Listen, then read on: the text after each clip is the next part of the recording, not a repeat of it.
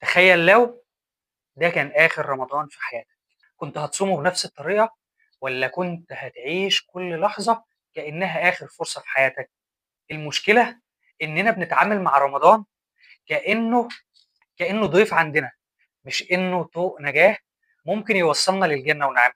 كل سنة بنقول هنبدأ، هنقيم الليل، هنختم القرآن، هنقرّب من ربنا، وفجأة بعد بداية 10 أيام تتعب وبتجتهد وبتخش والحماسة كلها بتبقى واخداك، فجأة كل ده بيطير. رمضان مش المفروض إنه يكون موسم مؤقت، رمضان المفروض يكون بداية تحوّل، تحوّل من إنسان سيء لحاجة أفضل وأحسن، من عادة كنا بنعملها سيئة وبنستغل رمضان إن إحنا نبعد وننهي العادة دي. والذين آمنوا كتب عليكم الصيام لعلكم تتقون.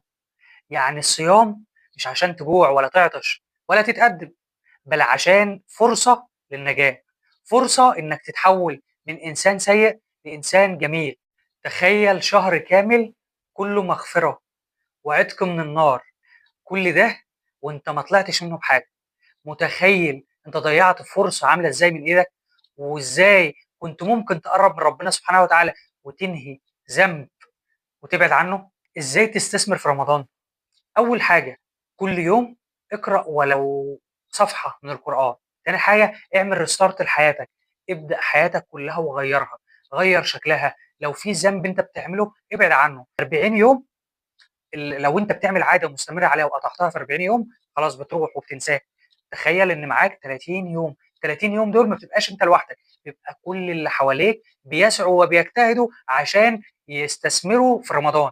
انت كمان خليك من الفئة دي، من الفئة اللي بتستثمر وتجتهد عشان توصل لقرب ربنا سبحانه وتعالى. وهيخش عليك رمضان وانت بينك وبين حد خصومة، او انت وحد ما بتتكلموش، صالح وانهي الخصومه دي. ما تخليش بس انك بتظبط علاقتك بينك وبين ربنا بس، لا، بينك وبين عباد ربنا سبحانه وتعالى. طلع صدقه في السر، صدقه خالصه لله سبحانه وتعالى، ما تعرفش عنها حد، طلعها وكون ناوي نيه خالصه لتوبه وعدم عوده لذنب. المشكله مش ان في رمضان انه بيخلص، المشكله ان احنا بنرجع للذنب وبنرجع للمعصية اللي إحنا بنحاول نبعد عنها في رمضان. لو رمضان خلص وما اتغيّرش جواك حاجة، يبقى أنت ضيّعت فرصة يمكن ما تتكررش تاني. 30 يوم بالتمام والكمال لو استغلّيتهم صح واستغلّيت الفرصة، تكن من قوافل المغفور لهم، تكن من قوافل العتقاء من النار. كلنا بنبقى مستنيين الشهر ده، مستنيينه بفارغ الصبر، بنستناه من السنة للسنة، بيخلص بنحس بالذنب ونحس إنه إزاي خلص، يا ريت السنة كلها رمضان.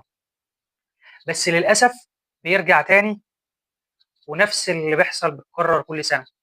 كل سنة بنقول يا ريتنا عملنا وإحنا ما بنعملش، كل سنة قبل ما ييجي بنقول هنعمل وهنشد وبنتحمس، وفي الآخر بيضيع وبنقول يا ريتنا ما ضيعناه وهنستنى رمضان الجاي إن شاء الله عشان نتوب ونستغله صح. رمضان مش هيستناك، الوقت ولا الزمن هيستناك. رمضان ما بيغيّركش، أنت اللي بتغيّر نفسك، أنت اللي بتنوي التوبة وبتسعى على تحقيقها. طول ما أنت ما بتاخدش موقف وخطوة مستحيل تتقدم. لا يغيّر الله ما بقوم حتى يغيّروا ما بأنفسهم. لو غيّرت نفسك ربنا هيساعدك، ما غيّرتش رمضان مش هيغيّرك.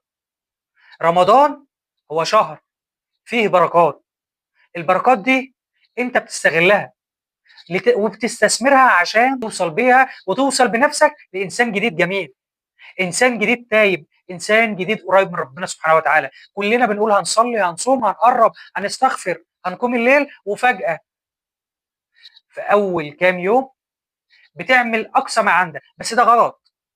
أنت واحد ما بتصليش مثلًا وليكن، ما بتصليش، ما بتقراش القرآن، بتضغط نفسك في أول يومين 3، بعد كده بيبتدي مجهودك يقل. بالعكس، ابدأ رمضان لو ما كنتش بدأت من شعبان أو رجب تعمل كده، ابدأ رمضان كده، حافظ على الفروض، اقرأ صفحة واحدة من القرآن، لو تقدر تقوم الليل بركعتين، واحدة واحدة، يوم في التاني في التالت هتحفز نفسك هتوصل بعد كده في آخر الشهر أو آخر 10 أيام تحس إن أنت خلاص متعوّد إنك تعمل كده وبتعمله بنفس راضية وصبورة وبتتعوّد. بعد رمضان هتستمر في الخير ده، مش هتقول تعالوا نروح نحتفل في العيد إن رمضان خلص وتروح بقى للإيه، للذنوب، ترجع تاني للهَم اللي أنت أصلًا كنت مستني رمضان عشان تخلص منه.